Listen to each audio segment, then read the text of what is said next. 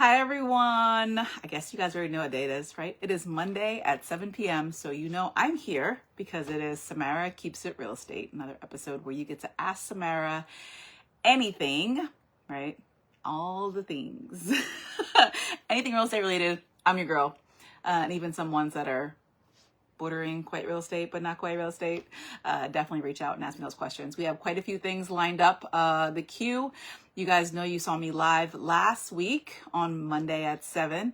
I was checking out a buyer seminar for one of our agents that are in our office, Miss Aisha. It was a great session, very informative. The host was TD Bank over there. So a lot of times you can make partnerships with local agencies, local groups, clubs, people that want to give information, right? So we're big on the information piece, and it was an opportunity to share with people who are interested in buying a house and just want to like hear it and feel it out before they actually say, hey, run my credits and figure it out. So it was a great little put together.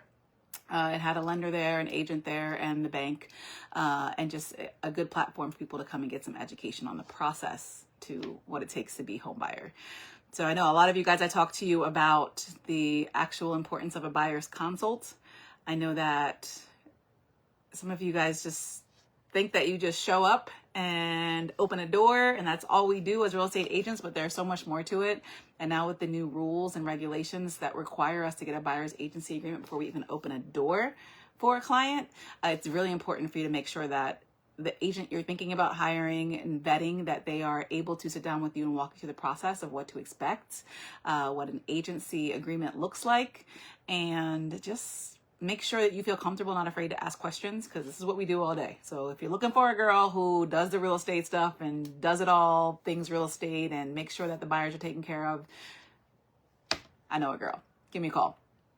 But you guys know the routine. So we are here again to be able to answer all the questions in the pipeline and work through all the fun things real estate.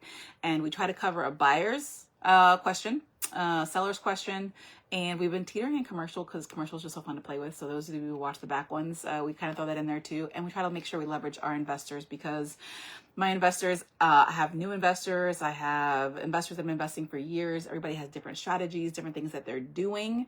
So it's always a good platform to see what kind of questions I get, investor related. I think last time we went through this, we were talking about some of the investors and what to do with money when they got some, and we gave them some great solutions. So definitely keep locking in, because we drop some nuggets on here and we share some stuff. So it's good stuff. Oh, look at that. That is the wrong date. So you guys, I love it.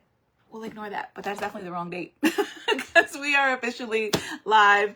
Today is the 7th, July 7th, and we're going to kick it off with a seller's question. So the question that I got from my seller, which I guess aligned to a lot of things that people ask when they're getting ready to list their home, is, should I sell it as is or fix it up? Now, there's the different variations of this question that we've kind of touched base on, because I think there's an importance in making sure that when you get a listing agent out to come look at your house, that they're filling you in with what the market is doing, how your house can stack up against the houses that are on the market, and really kind of clarify for you that not necessarily every dollar spent is a dollar earned in this scenario. So there are a couple key things to keep in mind if you're going to do some renovations and sell it and make some updates. So if you're going to have to pick a couple things, the importance is kind of working through your list, right? So one of the things that I do, you guys have read my book, so you guys see the litany of things that we do, but we do a walkthrough. We put together like a little honey-do list that says, in a perfect world, if you can get these things done, great. The reality is sometimes we don't have the bandwidth for it, as far as like the money or the time or the energy. So we can either outsource or lipstick it up, right? Make it as clean as possible to be able to present best foot forward, or we just don't do it and we price accordingly. So those are all things to kind of keep in mind when you're thinking like, hey, as is or make some fixes. And like I said, picking the right things to make fixes on is going to be key. So if you're thinking of making some updates, where you're going to get the most bang for your buck, I mean, obviously kitchens and bathrooms, but sometimes we don't have the bandwidth for that. But if you're going to be doing things to kind of streamline and make sure that you are making the right choices, HVAC systems, major mechanicals, roofs, those seem like small things, but they mean a lot to a first-time home buyer. And it can also de-stress you come inspection time, right? So I know some of my sellers who didn't replace it, they're like, oh, my water heater is probably like 8 to 10 years old. Life expectancy is about 8 to 10 years old. So keep those things in mind when you're getting ready to go to market. Sometimes it's worth just updating a few of those things to make sure you are presenting your best foot forward. And at the end of the day, a buyer wants to walk into a house and they want to feel like not super overwhelmed and the house is ready to go. Cosmetic stuff, they can repair it down the line. As long as it's a habitable home and it looks pretty, they can redo the kitchen the way they want to on their own. But again, those are key ones, big ones. If you can do it, they do it. If you can't, we don't.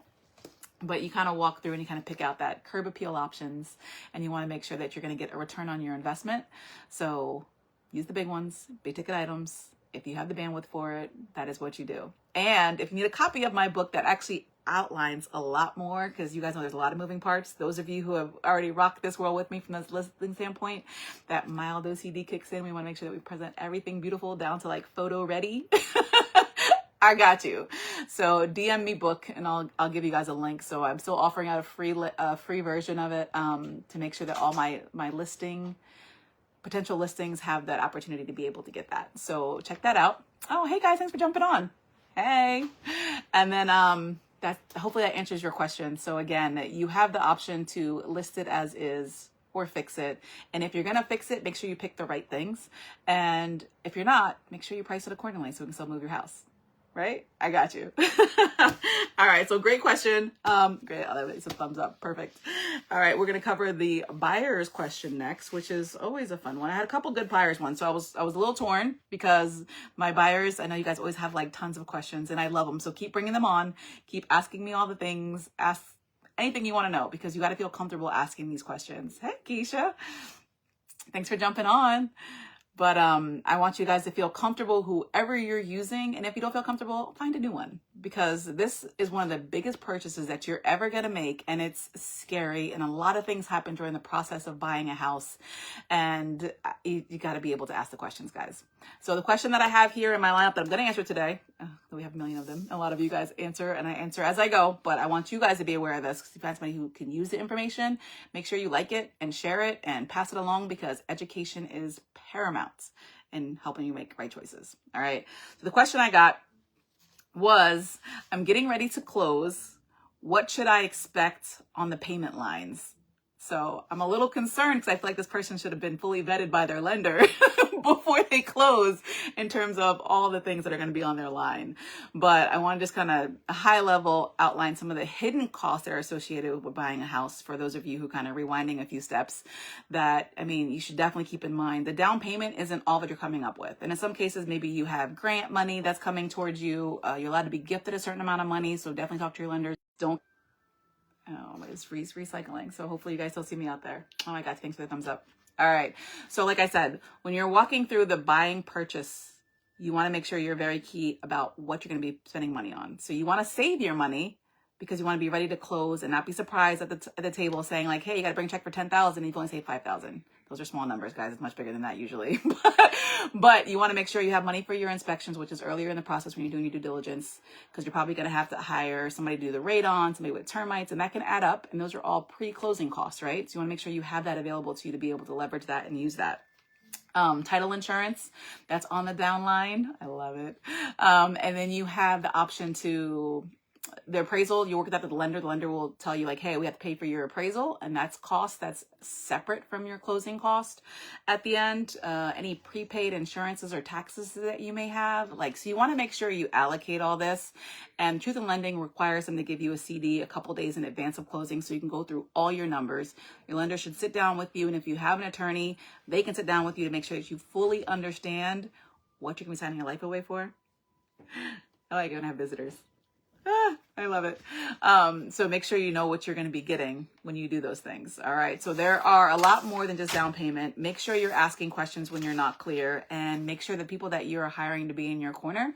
So you guys already know I usually put together a team. I have preferred lenders I like to work with because of that reason. Lenders should take the time to walk through the items with you so you don't have a surprise factor of what you have to bring to the table day of closing. Okay? Those are very important things. So thank you for asking the question. That is a great question, that there is definitely more to buying a house and saving your money than just the down payment. Other factors, I call them hidden cost, because you don't assume for them or plan for them unless you know about them in advance. Hence the reason education is key.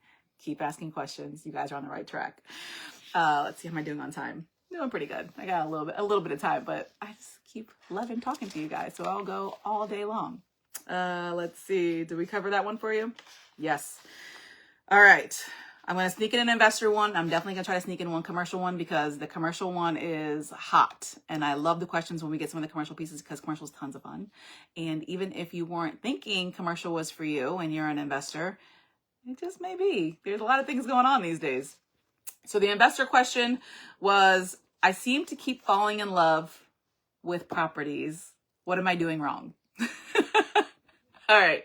So this investor probably is one of my newer ones, the Q&A, because they probably will watch the one from last week and talked about just not falling in love with the house or believing hype about how good it is, but actually running your numbers. So my investor, I love that you have passion for a house. I love that you fall in love with houses, but when you're investing, I need you to fall in love with the data. All right. Fall in love with the data. I know I feel like a nerd, but I'm officially a nerd, so I'm okay with that. You want to fall in love with the data because you want to be able to analyze the property, make sure the numbers make sense, which is key to making sure you have successful investment deals, right?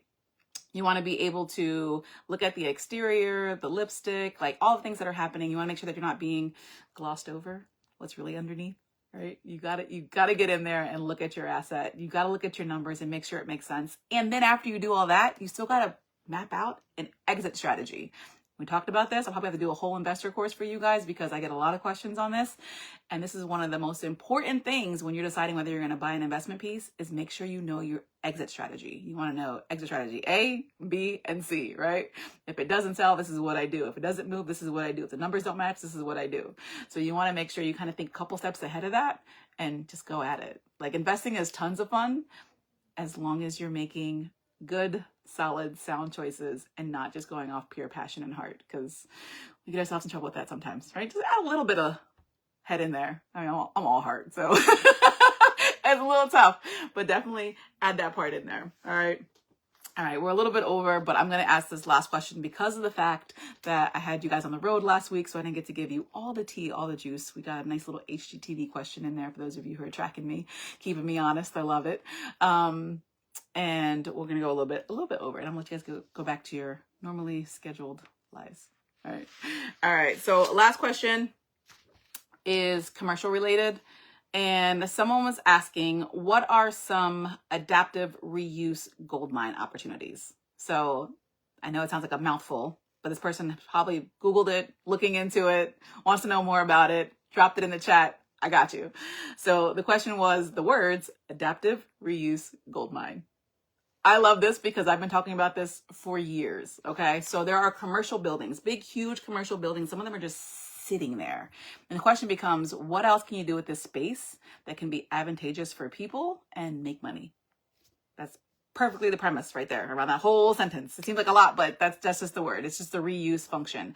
And I love everything about it. There are things involved, obviously, but there is opportunity. So for those of you who are thinking in your head as you're passing these like vacant commercial buildings, how can you change the space? You know, can you think the different things like warehouse to wellness centers?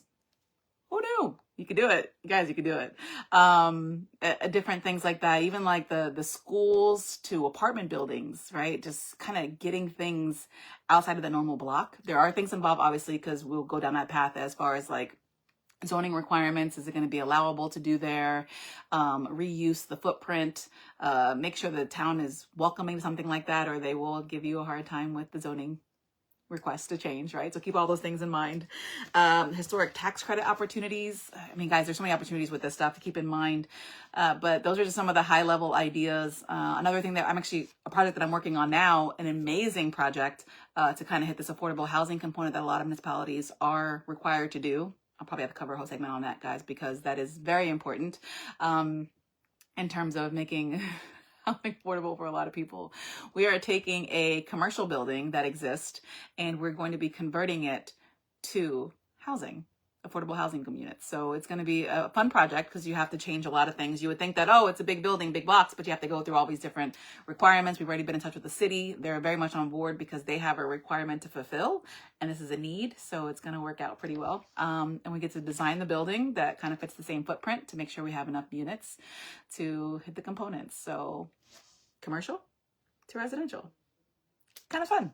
Because a lot of people now, the commercial buildings, I'm seeing them and they're going, just sitting there, and there's a home for them, a use for them. Let's just find it. Let's do it. If you're interested in investing in a commercial space, you're not sure how to get started, or you're like, let's think out the box, call me, because I love that stuff. That stuff is absolutely fun to do. Even the conversations with the zoning, the townships, the permits, like, again, all things real estate. I've even done it, been in it now, grinding on it, or trying to figure it out and making sure we use all of our resources. So again, you are never alone in this battle. I don't even call it a battle, this fun journey, right? So all things real estate, if you're thinking about it, ask me the questions. You know I'm here for it. I look forward to having you guys all jump on here. Thank you guys for all of your love and support. I appreciate you asking the questions and leaning in, because this is the fun stuff that we do. On a separate note, before I let you guys go, you guys already know that I'm very active with the Rotary, and we are doing our golf raffle. So if you guys are watching the page, if you need one, it is $20 for a ticket, and you get 12 chances to win. You can't lose. And it's for a foursome for golf. So if you are a golfer, fill it out. Even if you're remote, we got you. So that drawing is this week. So this is the last couple of days to be able to get one. So if you're interested, just DM me, Rotary, and I will make sure that I get you one. Oh, thumbs up. Thanks for watching. Oh, I love your comments, guys.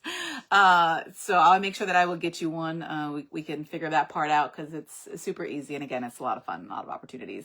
You guys already lock in to my Truth Bomb Tuesdays. So for those of you who check them out, thanks for watching.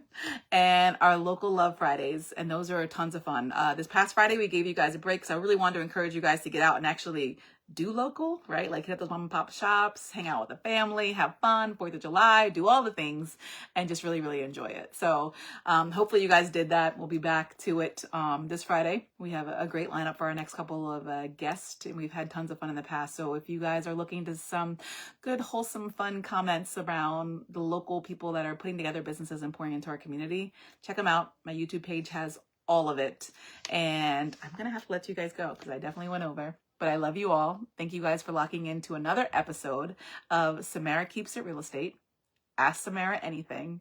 And I'm here for you. And I will see you next Monday at 7 p.m.